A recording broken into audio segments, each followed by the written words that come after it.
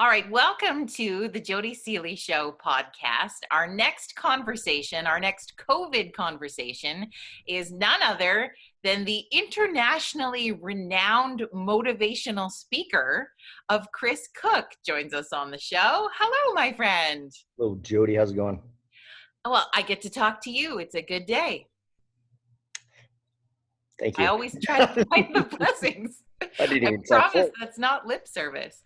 If someone isn't familiar with Chris Koch, you can find out more information about what he does and what he's done around the world by checking out If I Can. And if you're not watching the video version of this episode, you might wonder what his shtick is. And that is, Chris, that you are what is, I don't know if it would be labeled or called, a quadruple amputee. So what does that mean to people who have never honestly heard that? In today's society of political correctness, I don't even know what I should properly be referring to myself as.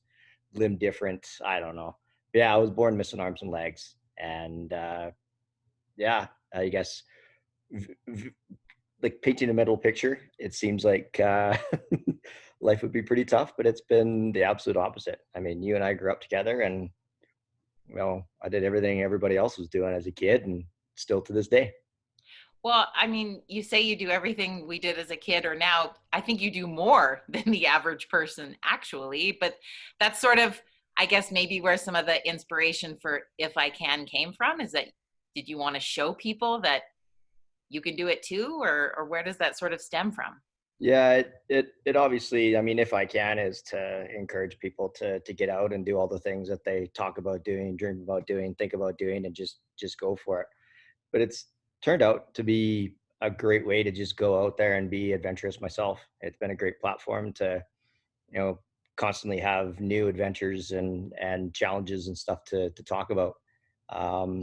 So yeah, whether it be, trying to go skydiving or bungee jumping or just traveling the world or just living a happy, positive life.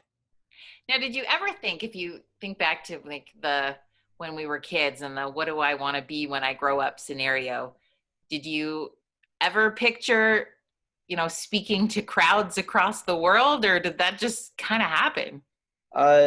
Both, I guess. When I was younger, I was asked to speak at local schools and Rotary clubs and stuff like that. And, as I got older, when I was going to university and beyond that, people say, you should be a motivational speaker. You should be a motivational speaker. And I thought, everything I'd done up to that point, working on the farm or snowboarding or whatever, it's like everybody in Nanton goes out to Fernie or up to Sunshine, and everybody in Nanton helps out on their parents' farm or their grandparents' farm or whatever. So I didn't really think what I was doing was that exceptional.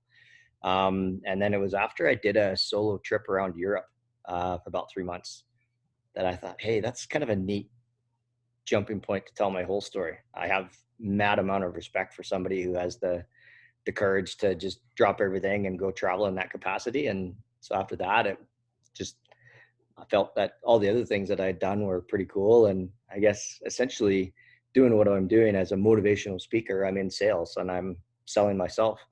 And if you're not, fully believing in the product, people are going to sniff out the BS and not buy it. So, it's been a fun, somewhat unexpected ride, I guess.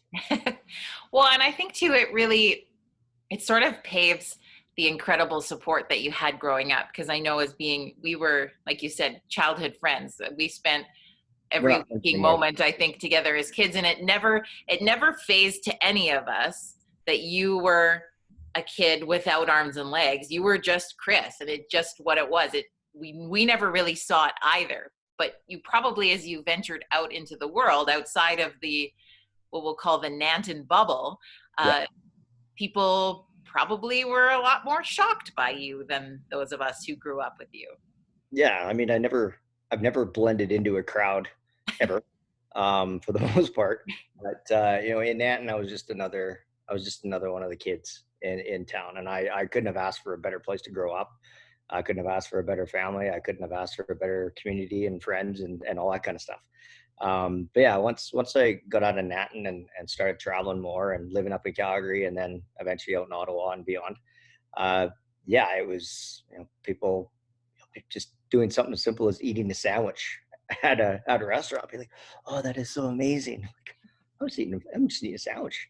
But I mean, there's a lot of inspiration and power that people gain just by seeing somebody in a situation that they might see would be or deem as very challenging or difficult or whatever. And I'm a happy-go-lucky person. Usually have a smile on my face, and people get a lot out of something just that simple.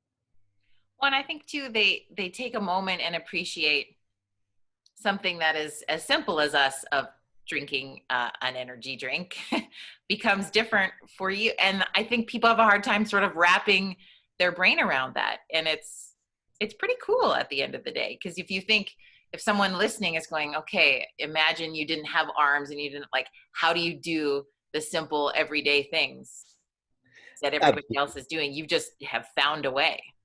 Well, and one of the comments I've got from a lot of people is, if I was ever in that situation, I don't think I'd be able to do it. And my answer to that is absolutely, you would be able to. Necessity is the mother of invention. The abilities that we have as individuals is incredible. It's just a matter of believing in those abilities and just going out there and doing it.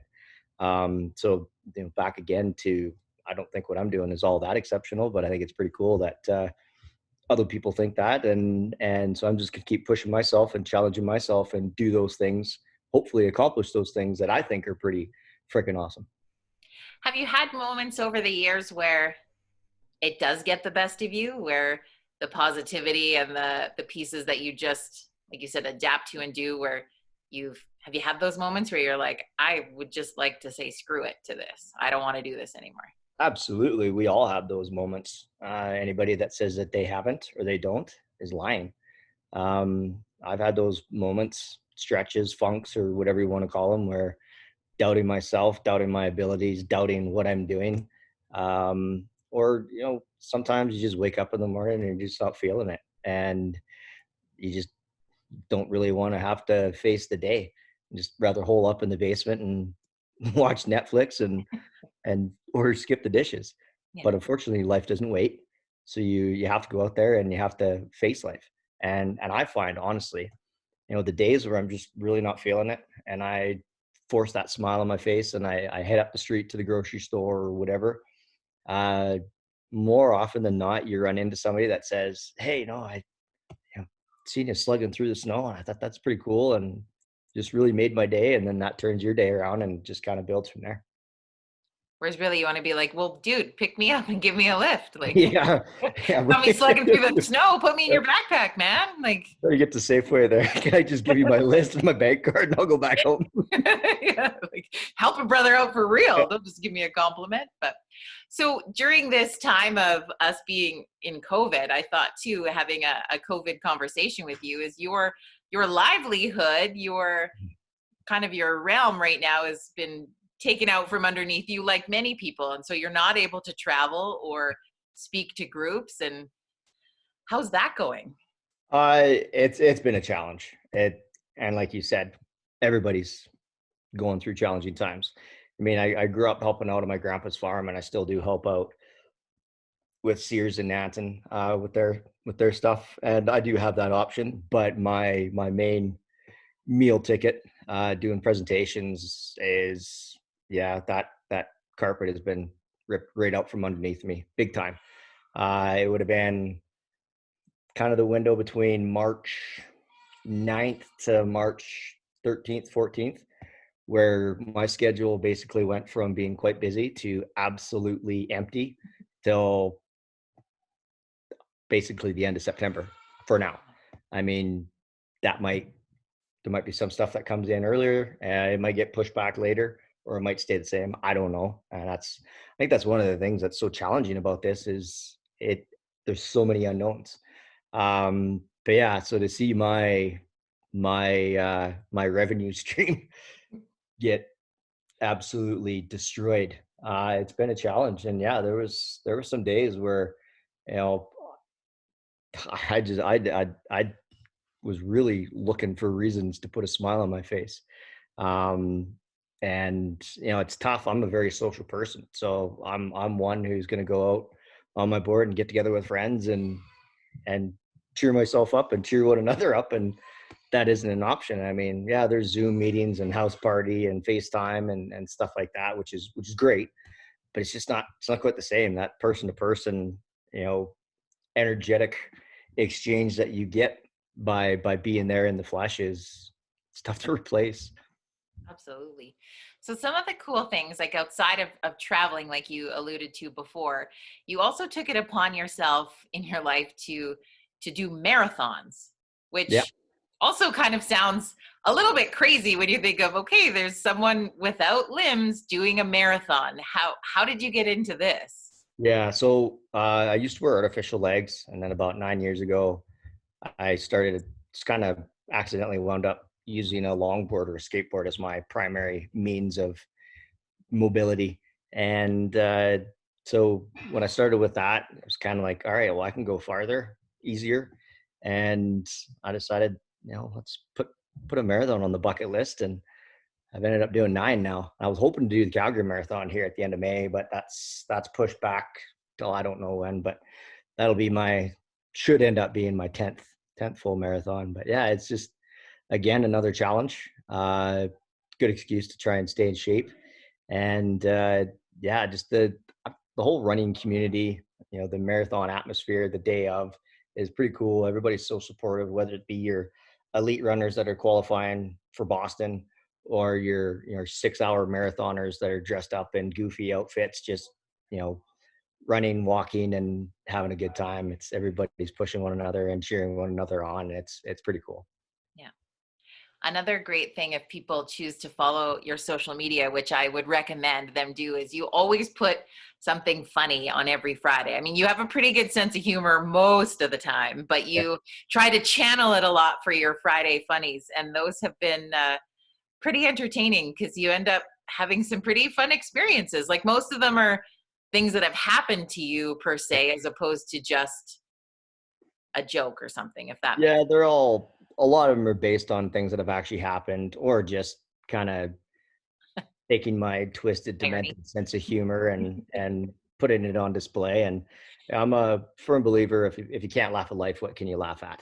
And I think humor is huge, and especially in a time like now, to be able to try and find the positives or find the funnies or whatever, and kind of turn what could be a fairly crappy day into a decent day or even a great day. And so since we're in this COVID-19 coronavirus thing, I've ramped up doing those videos, and kind of every other day, give or take. So can you give us a couple of examples of some that you've done? We could use a laugh right now. Yeah. Well, I guess the day I was born, my grandma's reaction to hearing that I was born missing arms and legs was to say that my dad never finished anything he started. So that's, I always lead every presentation off with that little bit. But I even just taking questions that I'm often asked, how do you shave, or how do you eat, or whatever, and doing a sort of a demonstrational video, but adding humor into there too. So the one that I did today, I was showing people how I eat. So I can use a spoon just as is, but I also have a little cuff that I use to hold the spoon, and it's better if you watch the video. And I finished it off by putting a little Lucky Charm marshmallow on the end of the spoon and flipping it up in the air and catching it with my mouth. So yeah, just cheesy stuff like that. Yeah. Just have a I got little a bit lot of of fun things with going it. in my Well, head. and I feel like one of the ones that I laughed pretty hard at, that I knew you would do, just knowing you, was at the beginning when you sort of made a joke of Well, the hand washing. the hand washing. Yeah. Yeah. Yeah. Well, and that one I wanted to pretend that I was doing a very serious hand washing tutorial, and you gotta wash 20, 30 seconds or whatever, and get in between your fingers and Yeah. both sides of your hands and underneath your fingernails and stuff like that. And I managed to do it with a straight face the whole way through. Yeah. Yeah. And the other one I gotta put it up on this Friday is uh talk about how I finally was able to get some toilet paper at the grocery store, and to say that it cost me an arm and leg was a colossal understatement. So yeah, it's just Just little things like that yep, are pretty fun. yeah. Do you have, if you look back at some of the things you've got to do, is there, I mean, I know that there's so many, so maybe I put you on the spot when I ask this, but do you have one that sort of stands out as your most memorable highlight thus far? Um, yeah, you're right. There's been a lot. One of the ones that really jumps out is I did the Edmonton Marathon last summer, and I was raising money for the War Amps Child Amputee program. And one of the little girls who's part of the program, her name is Melania, and she's 6 now. And I've known her since she was about 3 years old. She was on a little pink Barbie doll skateboard the first time I met her at a CHAP seminar. And so we became fast friends over the skateboard longboard commonality. But so when I posted that I was going to do the marathon and raising money for the War Amps, her mom showed her, and Melania said, "I want to do the marathon too." And I was like, "Okay, a marathon's quite a long distance," and she said, "Oh, I want to do it." So they talked her down to doing just a 5K. So I did the Edmonton Marathon. When I finished the full, I went back around and I finished the 5K with her. And I don't know, just crossing the finish line with her, at 6 years old, doing a 5K. I mean, she finished way faster than a lot of the people with limbs. And Yeah. that was really cool. Like I don't know, still warms my heart. It's pretty darn cool at the end of the day. And I think that, I don't know if we ever jump into the world wanting to be somebody who inspires somebody else, or if we really put that into perspective. I think it happens a lot. But when you sort of get that moment really fed back to you that you have been a tool, for lack of a better word, that You just called me a tool. Thank you. yeah, I've been wanting to do it nicely for so long. Yeah, you are this tool that the universe has used to inspire other people, and that's pretty cool. No, joking aside, it is pretty neat, and I wouldn't trade it for anything else. And I don't see it as pressure as so much as just an opportunity to keep making the most of life. Keep on being a tool. We are I'm so just gonna, we are so glad. Yeah. my goal is to be the biggest tool possible. The best tool in the toolbox of life. I don't know.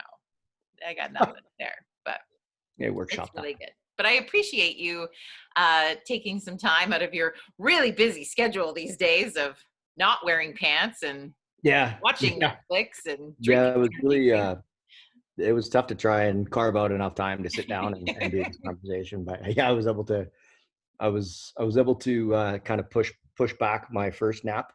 Yeah. And the nap before that. I appreciate that made no that. sense at all. But anyways. Well, we always dreamed that we'd have a radio show together, so maybe it could still happen. Yeah. Absolutely. Good times. Yep. Good times. I'm still trying to get my mom to find, we did a Facebook Live together, an Instagram Live a couple weeks ago, and we talked about this photo that we had from childhood of you from a play we did. So we're still trying to track the baby bunting outfit down for your people to see. If we would have grown up in the age of social media and technology where everybody has a video camera on their phone, I would love to have seen that whole play. I don't remember a lot of the actual plays themselves, just the process of leading up to, but we were a creative crew. I don't know. I would also like to see the video of my attempt to try and ride the wagon down the hill too. I know. There's so many things. And before it ended badly. Or the electric fence. Or the electric fence. Or there's so many things. The trampoline. Our life on the trampoline. Yes. My favorite. We'll just leave it at that. Yeah. Good. But before we let you go, all of our COVID conversations end with our hashtag Corona confession. So what is your Corona confession during this time? Oh man. I wish I had a doozy. I'm trying to work out every day and not watch too much garbage on TV. But I guess I would say that, I share a house with my cousin, and her husband, and they just had a baby boy a week and a half ago. So that's kind of been a nice little positive in all of this. Yeah. So I have a new Oh, little cousin slash roommate. His name is Callum, and all he does is eat and poop and sleep. But it's so you're finally like, I'm not the only one. exactly so. Yeah. Yeah. I'm out of diapers now, though. That's really the only difference. Yeah. Yeah. And So the that shipping would be from my, Amazon is delayed. It's hard, I know. yeah. Yeah, that would probably be the coolest thing. Yeah. That's not really a confession. A confession. Oh man. Yeah. Okay. Geez. Uh, Corona confession. Damn it. Like you've had to have done something you don't normally do. Like how much junk are you eating? Or have you put on pants in the last 4 weeks at all? I wear pants every day. Oh, so yeah, when Adam and Jolene were in the hospital with the baby, I it was snowing quite a bit too, and I didn't really want to go up to the grocery store, and I needed some groceries, so I ordered more Wendy's on at Skip the Dishes than one person would really need. And because I was by myself, when the Skip the Dishes delivery guy got there, opened up the door, and I yelled, "Dinner's here!" pretending that there was other people here, so he wouldn't judge me for having like two big bacon classics, a large frosty, and I don't know, I don't remember what all was in there, but That is a confession. yeah, Yeah. yeah. It's, Yeah. I wouldn't The I bacon. wouldn't mind if people saw like my internet browser history. It would be my skip the dishes delivery history. That's probably the most shameful thing I have in my life at this time. All right. Yeah. Well, now that you've got that off your chest, we all feel better and appreciate you taking time to connect with us today on the show. And if people want to come check out some of the stuff you're doing, where should they do that? Well, ifican.ca is my website, and yeah, all my social media is if I can Chris Koch, a variation of that. Cook spelled Koch, Koch. So, yeah. Awesome. Well, thank you and good luck. Thank you, We'll Jody. check in with And you yeah, another we'll time we'll soon. both continue to be tools. Yes, keep being the best tool in the toolbox, my friend. There we go. All Have a right. good day. Thanks, Jody.